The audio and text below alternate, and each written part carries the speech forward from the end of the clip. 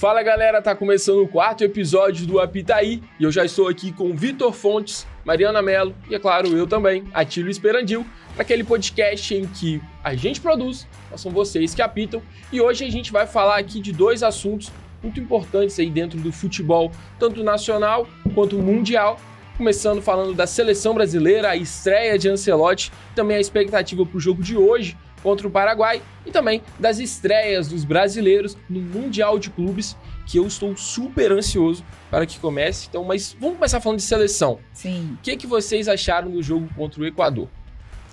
Então, eu sinceramente, a minha resposta fica dividida nisso aí. Seguinte, falando de Ancelotti, eu acho que a estreia era aquilo mesmo, né?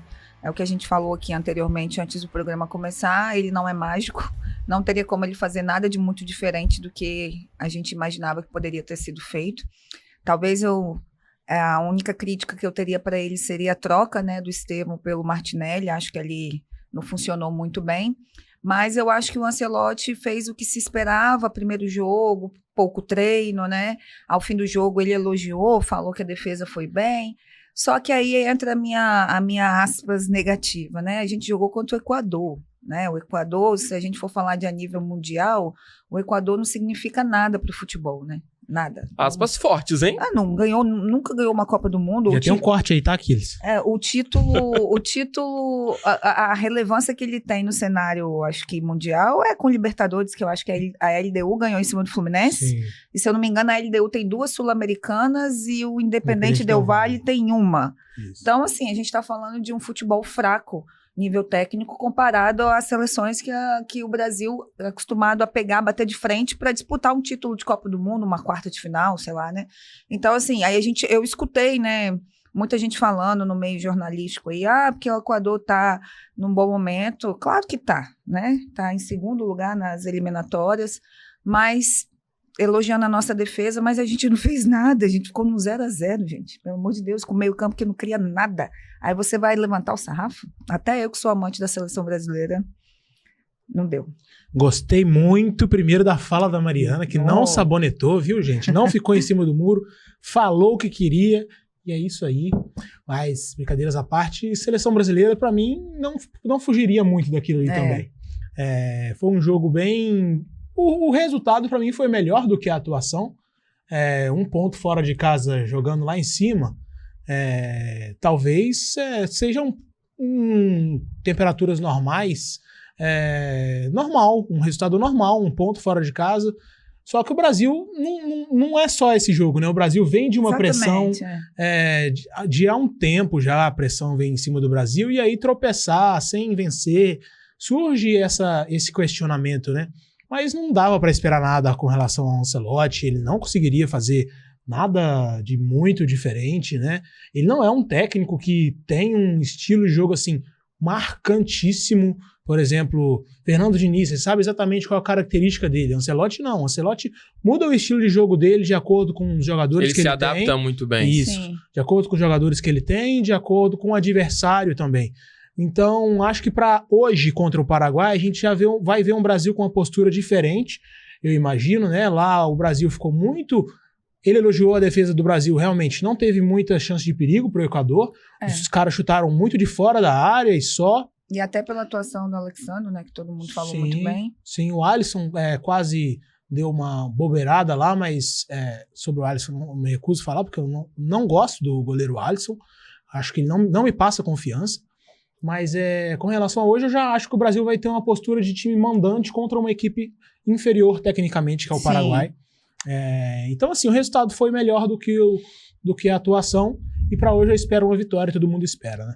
Essa aqui é a melhor seleção da história do Equador, assim, que não é nada brilhante, mas tem alguns jogadores relevantes, como, por exemplo, o Pacho é o primeiro equatoriano a vencer a Champions. Sim. Venceu agora com o PSG. Moisés Caicedo, do meu Chelsea, joga muita bola.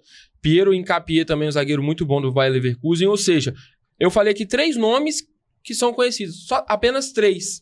Enquanto o Brasil, se a gente for olhar para a escalação aqui e só pensar em nome...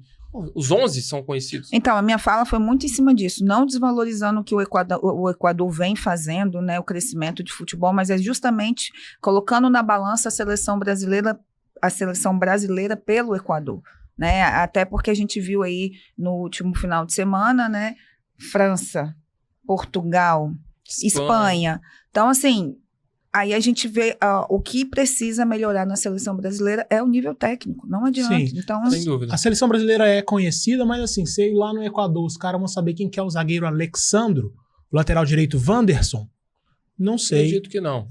Também não. Mas em compensação temos nomes que o mundo todo conhece. Sim. Né? Sim, a começar por Vini Júnior, né? O melhor do mundo aí. E uma coisa que eu acho que o Ancelotti ele deve priorizar, e que eu acho que todo treinador de alto nível prioriza, é a defesa. Uma seleção que não toma gols é uma seleção que vence jogos, que a probabilidade aumenta. E foi até o que ele falou, né, após o jogo. Exatamente. E ele, como um treinador italiano, a escola italiana é a melhor questão de defesa. Então eu acho que o Ancelotti conseguindo acertar a defesa, e aí depois só vai faltar acertar de fato o ataque, que, assim, é um ataque, apesar de ter nomes muito bons, Vinícius Júnior, Rafinha, quem mais? Rodrigo, né? É até complicado agora. Não, mas eu acho... 9, né? Neymar. Mas eu acho que ele foi muito corajoso de ter apostado no Estevão, né? Sim. Porque foi o primeiro jogo como titular do Estevão. Ele foi muito corajoso. E você via que ele motivava o Estevão o tempo inteiro. Sim. E, infelizmente, a gente teve jogadores que não conseguiram aproveitar tanta oportunidade. Até o nosso capixaba, o Richarlison, né? Não era nada normal, espera. Então, mas a gente acredita que realmente contra o Paraguai as coisas vão melhorar, ainda mais jogando no Itaquerão, né, diante da torcida brasileira, de muitos paulistas ali que são um pouco intolerantes com a seleção brasileira, mas eu acredito que sim, e com o tempo ele vai conseguindo, né, e é o que eu falei, a culpa das críticas da seleção não é em cima do Ancelotti, ele fez o que se esperava, a culpa é em cima dos jogadores que parece que eles têm medo de jogar, não sei, o treino desenrola ali, até quando a bola chega lá pro ataque não chega direito. Acho que foram só 4 oportunidades de gol claras, assim, né? Parece que os jogadores da seleção jogam com pesos nas pernas, assim. Parece que fica mais pesado, parece que não consegue correr. Então, assim... Mas é isso. Mas a gente critica sempre na esperança de melhorar. Eu só queria ter visto o Antony no lugar do Estevão. Por isso que eu acho que ele pecou nessa substituição. O Martinelli no Arsenal joga muito pela esquerda e joga muito bem no Arsenal. Mas eu acho que ele poderia ter colocado o Antony, que vive um bom momento, foi muito bem no Betis. Né? Vice pro Chelsea na Conference League. Quem sabe verdade. Hoje, né? Ele não faça isso. Quem sabe hoje. Né? Hoje volta o Rafinha. Também. A gente tem que ver se ele vai colocar o Rafinha na ponta direita ou se ele vai tentar usar o Rafinha mais por dentro, como ele vem jogando no Barcelona. Mas aí muda toda o esquema, né? Aí vai ter que tirar um dos 3 meios, talvez tira o Gerson, coloca o Rafinha, aí abre ali talvez o Estevão de novo, o Antony. Então a gente tem que ver como que o Ancelotti vai armar essa seleção. Eu estou confiante no trabalho do Ancelotti. Também. Eu acredito que ele consiga motivar esses caras, mas o meu receio maior vai ser naquele que eu nem queria nomear, mas no Neymar. Aquela coisa de esperar o Neymar, sabe? Aquela esperança que ele... Sim. Que os jogadores eu acho que vai continuar essa necessidade aí de contar com o Neymar, né? Eu acho que não vai sumir essa necessidade. Mas uma coisa é fato, o Ancelotti fez os brasileiros voltarem a assistir um jogo da seleção brasileira. Sim, com certeza. E ansiedade por ver o jogo da seleção brasileira. E hoje vai ter isso aí também. E uma coisa, gente, talvez eu vou fazer um comparativo aqui, nada muito a ver, mas a gente passou por isso em 94, né? As coisas começaram a se ajustar praticamente no último ano. Então, assim, o Ancelotti, ele tá pegando aí na reta final das eliminatórias, mas vão vir amistosos, ele vai ter mais tempo de conhecer seus jogadores, de acompanhar jogadores, de treinar melhor, de ter até a convivência, igual ele tem o Casimiro ali, que é vamos dizer, o homem de confiança, dele, que vai poder também ajudar ele nessa relação com os outros jogadores, mas quem sabe acontece igual em 94, a seleção, mesmo não jogando aquele brilho de futebol, mas chega mais redondinha, com mais vontade, que ali em 94 também, eles foram com vontade de ganhar, apesar de todos os problemas no meio do caminho, a gente não sabia nem se Romário ia para a Copa, Romário foi o melhor da Copa, e é isso, esperança ainda há, né? Exatamente. Muito bem. Vamos partir agora para o Mundial de Clubes. Vamos para os Estados Unidos. Parar de pensar...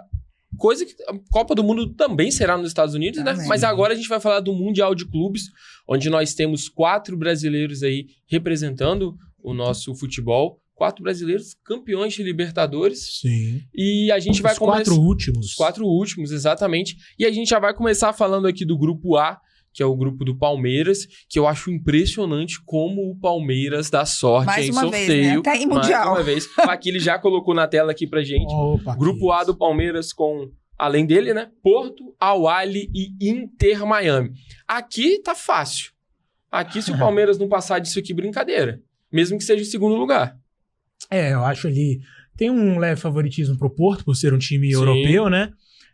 O Al-Ahly é um time egípcio que sempre tá em Mundial. O Al-Ahly jogando na semifinal contra, seja o europeu ou o brasileiro. E ali, por último, o Inter Miami, o time da casa do Messi, né? Messi, Soares, Alba. Exatamente. Galera do Barcelona. Eu vou torcer pro Inter Miami. Eu acho que o grupo do Fluminense é mais fácil do que o grupo do Palmeiras, por exemplo. Ah, sim. Mas é um grupo que dá pra passar.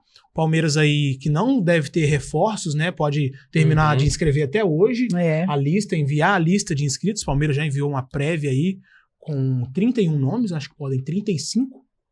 E aí tem um time interessante, né? Vamos ver como vão jogar. Tem Estevão, tem Paulinho se recuperando de lesão, Sim. Tem Vitor Roque. A despedida do Estevão, né? Isso. Tem Vitor Roque, tem Rafael Veiga, Maurício. Tem belos nomes do Palmeiras, Flaco Lopes. E Rafael Veiga, esses dias mesmo, estava falando que ele quer usar a experiência dele, né, de 2 mundiais, apesar de que eram 2 mundiais muito diferentes desses, que esse tá vindo, né, que é um mundial de clubes no melhor estilo Copa do Mundo, mas dá para apostar. Agora, como o programa é Apitaí, a gente tem um palmeirense aí, né, Tílio? Sim, dona Sara. Uma palmeirense. Vou pedir para o Aquiles colocar a Sara aqui pra gente. Por favor, Aquiles. Fala, galera do Apitaí, aqui é a Sara, da Serra. E estamos muito motivadas para o Mundial de 2025, né? Sabemos que o grupo é forte, com grandes adversários como o Porto e o Inter de Miami, mas o Palmeiras chega preparado, né? Com um elenco equilibrado, uma comissão técnica muito focada. O nosso objetivo é representar bem o Brasil, avançar na competição e, quem sabe, brigar pelo título. Vamos com humildade, mas também com muita ambição.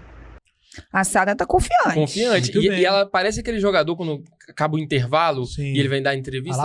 Vamos ouvir o que o nosso professor tem pra falar agora. Né? Ela falou muito bem. E um repórter do Jornal A Tribuna, fez uma página falando sobre... aquele Vitor Fontes, né? Tal de Vitor de vez em quando ele acerta. Promissor. Às vezes ele manda bem. Ele estudou sobre os adversários dos brasileiros. E aí, o Porto não tá vivendo uma boa fase. Não tá. Ele terminou... A temporada europeia já acabou, né? Então, ele terminou o campeonato português em 3º lugar, atrás de Sport e Benfica. Foi eliminado na Champions League, se eu não me engano, na 2ª fase, ou nos playoffs das 8avas de final. E caiu na taça da Liga Portuguesa. Então, assim, uma temporada bem irregular do Porto. O Al-Ahly, como só tem ele no Egito, ganhou o 45º título egípcio. Ali, nada de braçadas. Sim. E o Inter Miami... Começou oscila mal, bastante, né? Mas vem numa fase melhor. O Messi fez aí... deixa eu pegar aqui o que o Vitor colocou aqui. Ó. Nas últimas 20 partidas, ele tem 15 gols apenas, Lionel Messi. Eu tô mais ansioso pra ver Palmeiras e Inter Miami do que Palmeiras e Porto. Porto, inclusive, que eu tava olhando aqui, o último amistoso antes do Mundial, perdeu pro Riga da Letônia por 2-0. Ótimo. Né? Até dando uma olhada aqui. Gente, onde tem Messi, a gente quer tá vendo, né? Sim, até dando uma olhada aqui na escalação, foi com um time basicamente titular, o Porto ali, algumas peças reservas. Mas assim, é preocupante. Eu vi no Twitter, eu vi alguns torcedores do Porto, assim, bem preocupados com o time, principalmente para enfrentar o Palmeiras. Então, assim, o Porto não vem bem. É a estreia do Palmeiras no domingo, às 7 horas da noite. Até porque o técnico do Palmeiras é um português. Então, conhece. E os portugueses acompanham muito o futebol brasileiro, né? Tem essa trocadinha aí. Então, eles sabem o nível do Palmeiras, E foi rival né? do Porto que jogou no Sporting, né? Também. Então, tem um pouquinho disso daí também. Exato. Então, Palmeiras que estreia contra o Porto no domingo, às 7 horas da noite, horário de Brasília, né? No dia 19, enfrenta o Al-Ahly, 1h da tarde, e fecha contra o Inter Miami no dia 23, às 22 horas. Vixe, eu acho que tem chance do Palmeiras passar em primeiro. Imagina começa vencendo do Porto, por exemplo. Ali já engata. Ali já engata. Então, aí depois tem que ver como é que vai enfrentar o Al-Ahly. Esses times africanos são chatos. Né? Mas eu quero muito ver. Eu quero ver o que o Messi vai arrumar pra cima de Richard Rios, Gustavo Gomes e companhia. E a gente tem que aproveitar, né, gente? Porque daqui a pouco Messi pendura chuteiras e a gente não vai ter mais esse brilho. Então a gente tem que aproveitar, torcer, ver. Me desculpa o Palmeiras, mas... Exatamente. Meu time não está no Mundial, mas estou muito ansioso para acompanhar. Bora lá, e agora a gente vai falar de qual grupo? Agora a gente vai de grupo B agora, grupo do Botafogo, Opa. Que tem ali o Paris Saint-Germain, atual campeão europeu. Nossa Senhora. Atlético de Madrid, campeão do mundo em 1974. Para quem não sabe, o Atlético de Madrid é daqueles times que tem Mundial, mas não tem Liga dos Campeões. A história é um pouco mais profunda, não irei me aprofundar. E o Seattle Sounders, dos Estados Unidos, que é o time que o Botafogo vai enfrentar na estreia. Exato. Mas antes da gente falar do grupo, vamos ouvir. Eu só queria falar uma coisinha. A gente fala que as coisas só acontecem com o Botafogo, né? Sim. Aí o Botafogo vai pegar o melhor PSG de todos os tempos. Que pode vir ser um Dembélé, que machucou no último jogo contra a Espanha, mas Sim. Independente, é um time muito, muito forte. Gosto muito de Independente. Com a Liga dos Campeões nas costas, oh meu Deus. Bora lá ouvir os botafoguenses. Dos nossos botafoguenses. Fala galera do Apita aí, aqui é o Luiz Moura, morador de Vitória, torcedor do Botafogo. Acho que o Botafogo vai surpreender nesse Mundial. Pegamos um grupo muito difícil com o PSG e Atlético de Madrid, mas sabemos que no futebol tudo é possível e como diria o Arthur Jorge, ex-técnico do Botafogo, eles também vão pegar o Botafogo. Vamos em busca. Agora tem um áudio do Matheus Tebaldi, que também é botafoguense. A gente escuta e comenta os dois, né? Exatamente. Fala galera do Apitaí, tudo bem? Aqui é o Matheus, de Vitória. Estou aqui na ansiedade, na expectativa para ver o Fogão em campo, pensando que há 4 anos a gente estava na Série B e agora disputar o maior torneio de clubes da história, para a gente é só motivo de orgulho e honra. Independente do resultado, o time agora está realmente dando liga, o time ganhou realmente o padrão de jogo, o Renato Paiva conseguiu dar um padrão de jogo para a nossa equipe, com os reforços que estão chegando, a gente vai dar trabalho. Acredito que não vai ser essa facilidade que os europeus estão esperando, não. Então, que a gente consiga realmente, pelo menos, avançar de fase, de repente, galgando cada etapa, tá bom? Estamos aí. Valeu. Dá-lhe fogão. Eu acho que o Matheus tá certo, cara. Já tem até outro corte aqui, né? Eles também vão pegar o Botafogo. Aspas, pra mim, é maravilhoso. Então, e eu acho que ele tá certo. A gente, há uns programas atrás aqui, a gente tava falando daquele time que foi pra Série B, que volta quais são as pretensões. Porra, 4 anos atrás, Botafogo Série B, hoje campeão brasileiro, campeão de Libertadores, disputando o Mundial de Clubes no grupo do PSG. Tem que pensar grande. Eu acho que, talvez... Entre os dois europeus, eu acho que o Atlético de Madrid seja o mais acessível, entre aspas. Sim. O Atlético de Madrid, que é um time muito irregular na Espanha. Sim. Ele ganha jogos muito bem, mas também perde ou empata jogos assim que você fica, gente, como é que pode? Dificilmente tá brigando pelo título no Campeonato Espanhol. Liga dos Campeões já tem tempo já que vem sendo eliminado muito cedo. Sim. Mas é um time que conta com Julián Álvares, tem o Sorloth, o norueguês que vem fazendo muitos gols, o Griezmann, a última dança do Griezmann no Atlético de Madrid, que vai sair, tem o Depou também. Assim, é um time também muito forte. Sim. Então eu acho que se for colocar ali na balança, vai ter que ir com tudo pra cima do Atlético de Madrid e no PSG talvez é tentar jogar por uma bola. Porque pelo que o PSG fez com a Inter de Milão, se eles jogarem o que jogaram ali... Não dá. Muito difícil. Fica muito difícil. Muito difícil não dá. O Seattle Sounders... Eu já acredito que seja mais acessível. Acho que o Botafogo ganhar do tem Seattle. condição. E tem que estrear ganhando. Já se começa com o Seattle. Se o Botafogo não estrear com vitória... Tá com sorte, né? Porque já começa com o mais fraco no grupo. Se não estrear com vitória, eu acho que o Botafogo já pode, sabe... O torcedor já pode pegar as malas e vir embora. Sim, mas é muito o que o segundo falou com o Matheus Tebaldi. O Botafogo se encontrou com o Renato Paiva agora. Demorou, mas se encontrou. E aí vai contar com o Igor Jesus ainda pro Mundial. Sim. Tá chegando o Arthur Cabral, talvez aí o Ángel Correia. Joaquim Correia. Parece que já até fechou, viu? Sim, que a Inter liberou ele, né? Joaquim Correia. Então assim, o Botafogo bem reforçado pro Mundial, se encaixando com o Renato Paiva. Por que não passar pro mata-mata? Como é a frase que o Matheus falou? Eles também vão pegar o Luiz. Eles também vão pegar o Botafogo. E aí, o Botafogo passando, pega o grupo do Palmeiras. Né? Passando em primeiro ou segundo, se passar em primeiro, pega o segundo do grupo do Palmeiras, se passar em segundo, pega o primeiro. Podemos ter um Botafogo e Palmeiras no Mundial. Sim. Né? Quem sabe? Eu só fico pensando como é que o Paiva vai encaixar Arthur Cabral, Igor Jesus e Joaquim Correia, porque os três são centroavante nato. Talvez o Arthur Cabral caia um pouco mais pra esquerda ali, mas eu só fico pensando como é que ele vai. É um problema bom. Savarino. Sim. É um problema bom. É um bom time do Botafogo. Sim. Não deixa de ser. mas... Então agora nós vamos falar do grupo D, né? Grupo D, grupo do Flamengo, do Chelsea. Até aqui na arte tá... Esse era o grupo primeiro, né? O primeiro grupo era exatamente esse, Flamengo, Esperance, Chelsea e León. Só que o León ele foi eliminado, porque ele tinha o mesmo dono do Pachuca, do México. Exatamente. E aí entrou o Los Angeles FC no lugar do León. Então aqui ao invés de León é Los Angeles FC. O time da casa, que chega aí pro grupo rubro-negro. E aí a gente já começa com o áudio então do Josué. Isso aí. Que vai estar falando um pouco sobre a expectativa dele com o Flamengo no Mundial. Pedir pro Aquiles estar colocando pra gente. Fala aí, pessoal do Apitaí, tudo bem? Aqui é o Josué, daqui da Serra, no Espírito Santo. Rapaz, eu acho que o Flamengo nesse Mundial ele vai empenhar muito bem. A gente vem de uma boa sequência até, tem umas indas e vindas, né? Como é normal no futebol. Mas eu acho que o elenco do Flamengo tá bem empenhado para esse Mundial. E o Felipe Luiz também, ele tá com uma tática muito boa. Então acho que o Flamengo vai conseguir sair muito bem nesse Mundial. E eu espero que volte com a taça para casa, ou no mínimo ali no G4, né? Vitor, passa aí pra gente as datas. O Flamengo começa jogando contra o Esperance, um jogo também mais acessível, de cara, né? Os brasileiros estão com sorte aí. Né? Sim, importante. Segunda-feira, às 22 horas. Depois pega o gigantesco Chelsea no dia 20, às 3 horas da tarde. E fecha contra o Los Angeles. Eu acho o grupo do Flamengo bem acessível também. E Atílio, você vai torcer pra quem quando for Flamengo e Chelsea? Gente, porque o Atílio, ele torce pro Flamengo e para o Chelsea. Caraca, né? Peguei essa informação agora. Agora, não sabia. Agora, ninguém tava sabendo. Bom, é o confronto mais esperado do Mundial de Clubes, Flamengo e Chelsea, sem dúvida alguma. Se você for olhar todos os grupos aqui, talvez um Bayern de Munique e o Boca Juniors se compare. Tem Bayern e Benfica, Bayern e Boca.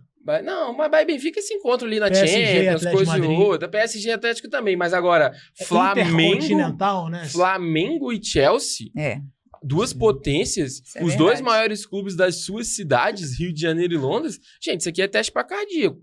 Eu, antes do Chelsea conquistar a Conference League e antes do Chelsea chegar à Liga dos Campeões por meio do Campeonato Inglês, eu tinha plena certeza que o Flamengo ganharia do Chelsea, porque vinha numa fase muito ruim, o clube inglês jogando muito mal. Mas de uns tempos, de umas semanas pra cá, melhorou, né? O time melhorou muito, o time se encaixou. Enzo Fernandes e Moisés Caicedo vem fazendo uma dupla de meio-campistas ali gigantesca, junto com o Palmer. Lateral direito, Reece James também jogando muita bola, Cucurella. Esses são os 5 principais jogadores do Chelsea, sem dúvida. Acho que o Flamengo tem que explorar muito a zaga do Chelsea. A zaga do Chelsea, ela é abaixo. O Colwill e aí quem joga ali, o Chalobah, o Aderabiu, são zagueiros que eu considero fracos pro nível que o Chelsea quer jogar na Premier League, na Champions League. Acho que o Pedro pode dar uma deitada pra cima desses caras. Ia ser massa. E o centroavante também, os 3 de ataque ali, Madueke, Pedro Neto e Nicolas Jackson, eu também não acho que sejam esse primor de jogadores. Acho que o Alexandre e o Wesley conseguem dar conta dos pontas e o Nicolas Jackson vai ser totalmente anulado pelo Léo Ortiz. Então, eu acredito sim que o Flamengo tem chance de jogar, mas vai ser aquilo. Que Flamengo que vai entrar? Se for o Flamengo da Libertadores, esquece. Se for o Flamengo do Campeonato Brasileiro, que já goleou Corinthians, Juventude, Fortaleza, né, que são times bem ali níveis Premier League também, Leicester, Southampton. Cruzeiro, quanto ficou? Contra o Cruzeiro é outra história, porque ganharam um pênalti ali do Léo Pereira. O Léo Pereira foi infantil e ganharam um pênalti. É outro nível. Né? Mas quem tá na liderança, né? E a chegada do Jorginho? Até amanhã. E a chegada do Jorginho? Eu acho que o Jorginho ajuda muito o Flamengo. Mas vocês acham que vai dar tempo pra esse jogo? Já tá inscrito. Não, pra ele se encaixar no time, entendeu? Sim. Bom, ele já vinha de ritmo de jogo, já vinha lá terminando a temporada com o Arsenal. Vinha de uma lesão, mas nada que comprometa muito. Sim. Não acho que ele chega pra ser titular já de cara. Também acho que não. Não acho. Até porque eu vejo o Jorginho ocupando o mesmo espaço do Pulgar no meio campo, sendo esse primeiro volante de distribuição. Sim. Acho o Pulgar um pouco mais pegador na zaga, briga um pouco mais. Mas questão de qualidade de passe e refino, o Jorginho tá lá na frente, tem um pouco mais. Tem que ver como é que o Felipe Luiz vai encaixar.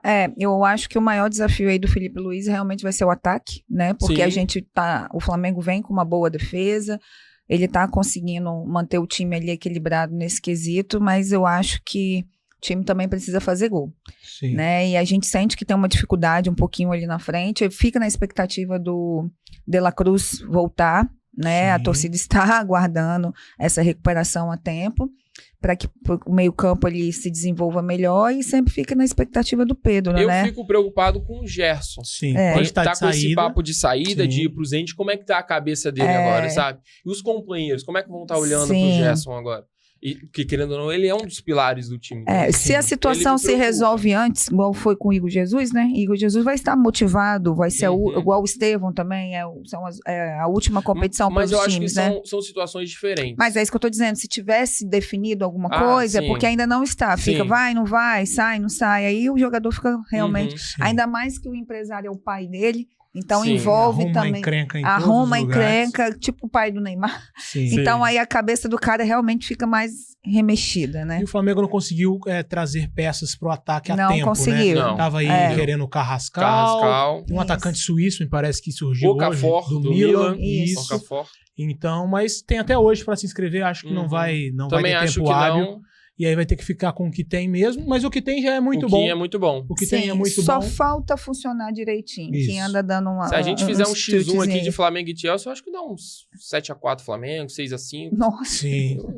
Depois a gente faz o nosso bolão, né? E agora a gente vai falar do grupo F, o grupo do Fluminense, que encara o Borussia Dortmund, o Ulsan da Coreia do Sul e também o Mamelodi da África do Sul. Mamelodi protetor solar. Sundowns. Realmente esse grupo aí, depois que o Vitor falou, analisando, o grupo F do Fluminense, o F de Fluminense, realmente... É bem acessível. Mais acessível do que o grupo do Palmeiras. Se eu não me engano, acho que tava mal, terminou em 4º no campeonato alemão. Tava mal, mas se recuperou muito bem o Borussia Dortmund. Vem aqui de uma sequência muito boa. Deixa eu dar uma olhada aqui, que aqui no aplicativo mostra as sequências dos jogos. Ó, por exemplo, os últimos 6 jogos do Borussia Dortmund foram 6 vitórias. Perfeito. Inclusive um 3-1 para cima do Borussia Dortmund, do Barcelona, na Liga dos Campeões. Fez um 4-2 no Leverkusen, por exemplo, e conseguiu terminar ali na 4ª colocação, tendo como destaque o atacante Guirassy, muito bom atacante. Foram 34 gols, 7 assistências em 44 jogos. Muito bom atacante o Guirassy. O Fluminense tem que abrir os olhos pra cima desse cara, porque ele é muito, muito bom atacante. Mas eu sou mais o Flusão. E é por isso que a gente vai ouvir agora o áudio do Kleber, que vem falando da expectativa dele pro Fluminense no Mundial. Solta pra gente, Aquiles, por favor. Fala, galera da Pitaí, aqui é o Kleber de Vitória, e eu acho que no Mundial o Fluminense vai bem na fase de grupos, pode até tirar um joguinho do Borussia ali, né? Vamos sonhar com isso, e creio que seja isso, creio que a gente não tenha time para competir contra a Inter de Milão, que é o provável adversário nas oitavas, mas a gente vai estar sempre acreditando na expectativa de uma vitória e quem sabe cometer uma resenha internacional e copar o mundo. Olhando aqui, inclusive, a última escalação do Borussia Dortmund, que foi contra o jogo contra o Kiel, na Alemanha, foi um 3-0, tem alguns jogadores de destaque, como a gente já falou do Guirassy, tem o ADM, seleção da Alemanha, o Brandt, tem o Sul, zagueiro, o Kobel é um dos melhores goleiros do mundo na atualidade. Por mais que a gente olhe pro Borussia Dortmund e não veja como um Chelsea, um PSG da vida, é um time muito bom. Sim. E os times alemães são muito fortes, são muito rápidos, contra-atacam muito bem, então o Fluminense vai precisar ficar de olho, senão... Sim.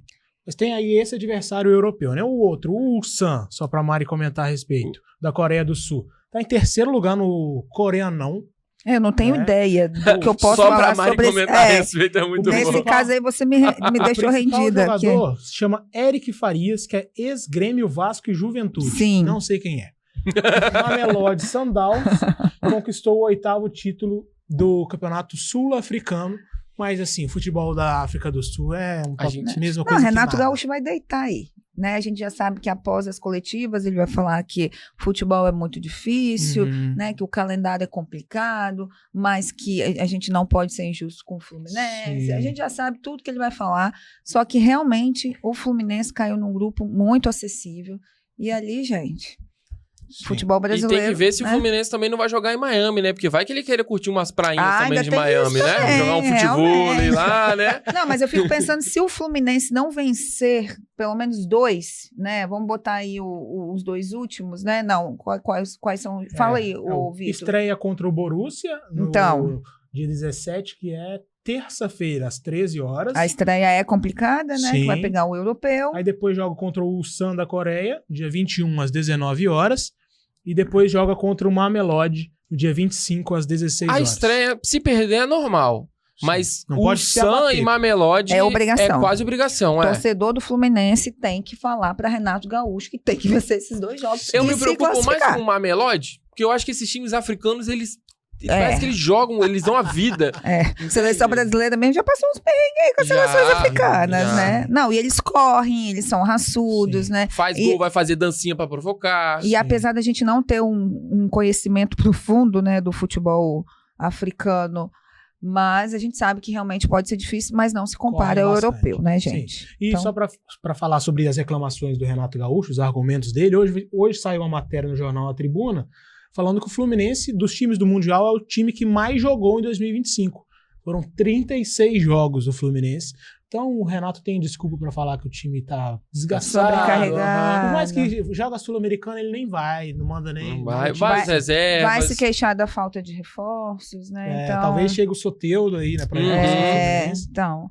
Mas é isso, gente. Então, os brasileiros aí fica a aposta, né? E o Vitor Fontes, nosso repórter aqui que está em treinamento, Sim, estagiário. ele fez uma matéria sobre os rivais, uma matéria especial, que é a matéria. Levanta aí, Vitor, para mostrar no vídeo também, que é a matéria que nós usamos aqui para ver o calendário. E também vai ter uma matéria, né? Tem uma matéria Teve, na edição isso. de hoje, de terça-feira, que é mostrando como os times brasileiros estarão nesse Mundial, que é basicamente o que a gente argumentou Inclusive, aqui, né? essa matéria também ela já está no Tribuna Online, então você que quer dar uma conferida para ver como é que vem os adversários dos seus times, dos seus rivais. Você que pode torcer aí pro Vasco, às vezes pro Corinthians, né? Quer ver como é que chegam os rivais dos seus times, a matéria também. E tá sempre lá com a no nosso tabelinha, né? site. Pra Sim. galera seguir ali, saber o horário dos jogos. Exatamente. Se a gente fosse falar rapidamente dos outros times, fugindo rapidamente aqui dos brasileiros. Eu vou pedir até para o Aquiles colocar de novo. Pra mim não me importa. Rapidamente aqui, só pra gente dar uma olhada nos outros Os grupos, outros até times. pensando em quem que a gente pode pegar Sim. aqui. Porque ali no grupo A e grupo B, a gente já sabe que vão se enfrentar, pode rolar um Palmeiras e Botafogo ali, talvez o Palmeiras pode enfrentar um PSG se passar em segundo. No grupo C, Enfrenta o grupo do Flamengo. se o Flamengo chegar ali em segundo, pode pegar um Bayern de Munique já nas oitavas de final, É. e aí é pedreira máxima. Isso. Bayern Sim. ou Benfica, um dos dois. Um dos dois, eu voto mais no Bayern Bayern de deve ficar em Munique. primeiro. Exatamente. Isso. Exatamente. O grupo E ali, sem dúvida, Inter e River Plate devem nadar de braçadas. Sim. E aí devem pegar ali Fluminense. E aí a gente pode ter até um confronto sul-americano já de cara. River Plate E e Fluminense. Fluminense. Grupo G também, grupo G tá ali, tá mamata. O City e Juventus devem passar, acredito eu. O Al O Ain outro, nosso querido, é o Wydad. de Wydad. Marrocos. tá moleza pros dois. É. E o grupo H ali com Real Madrid, Al Hilal, Pachuca e Salzburg. Acho que o Real Madrid e Al Hilal passam nesse grupo aí. Sim, concordo. Apesar que o Salzburg da Áustria, né, tem a marca da Red Bull Sim. no fundo, né? E aí costuma ser times que apostam muito na jovialidade, Uhum. em apostas europeias, né? Enfim, por mais que tenha o Leipzig na Alemanha que faça isso, mas eu acho que é o segundo europeu mais forte da Red Bull é o Sim. É Salzburg. Osvaldo. Então, assim, vamos ver. Torcendo muito pelos brasileiros, claro. Já que o meu brasileiro não está jogando, vou torcer muito pelos times brasileiros, exceto pelo Flamengo. E Já tem um time de azul ali pra você torcer, né? Sou Que é o Chelsea, né? Aí eu sou PSG, Porto, Boca, Inter, Pô, você vai Chelsea, torcer pro Ulsan, Boca? Pronto. Al Hilal. Todos de azul eu torço. Ah, tá. Todo mas, de azul, né? mas não dá pra torcer pra nenhum time da Argentina. Não, dá. a gente não Não dá. são racistas. Não gostamos. Não gosto. Ok. Isso aí. E é isso aí, galera. Então a gente fecha, né, esse 4º episódio do Apitaí. Nos próximos vamos continuar falando sobre o Mundial de Sim, Clubes, com né? certeza. Vai ter muito Mundial de Clubes por aqui. Isso, entre junho e julho é isso que nós vamos ouvir, mas também vamos falar de seleção brasileira e, é claro, de tudo que estiver rolando aí, né, no futebol e no esporte. E é isso, e como o podcast se chama Apitaí, o Atílio vai deixar aqui, né, gente, o número do WhatsApp que vocês possam mandar vídeos, áudios, né, falando sobre o que quiser. Exatamente, é o nosso DDD 27 998 80 19 42. Pode mandar áudio aí falando sobre o jogo de hoje contra o Paraguai na seleção, Mundial de Clubes. Tem um pouquinho de Brasileirão ali ainda, sem os 4 representantes no Mundial de Clubes. Só não vai mandar áudio falando de ex aqui, porque ninguém aqui quer saber de ex, não, tá ok? Eita! Vamos agradecer mais uma vez a presença de Vitor Fontes, Mariana Mello. Valeu, gente. Um Eu abraço. agradeço a mim mesmo e agradeço a vocês que estão aqui nos acompanhando, mandando áudio. Ó, semana que vem tem mais, viu?